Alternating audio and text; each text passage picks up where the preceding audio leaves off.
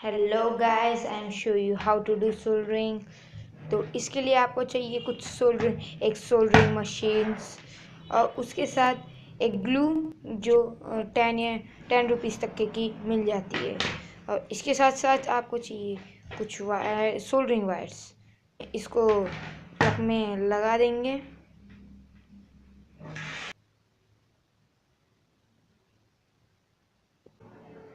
Then guys इसको लेना है और इसमें टिप करना है।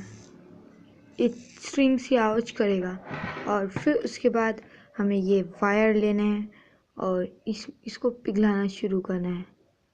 ये धीरे धीरे पिघल जाएगा और फिर उसके बाद आपको जो मोटर, जिसके ऊपर सपोज़ मैंने एक मोटर लिया हूँ, तो आपको जिस भी किसी चीज़ के ऊपर जोड़ना है उसको वहाँ लाइए और थोड़ा सा प्रेस उस जगह पे रख के प्रेस कीजिए। तो गाइस ये सोल्डरिंग आसानी से हो जाएगी। 2 सेकंड के लिए होल्ड कीजिए और ये सोल्डर हो जाएगा। मैं दूसरा वायर जोड़ के दिखाता हूँ आपको। गाइस फिर इसको इससे कनेक्ट करना है और फिर आपकी सोल्डरिंग बहुत अच्छे से हो जाएगी। इस तरह आप एक प्रोफेशनल बन सकते हैं।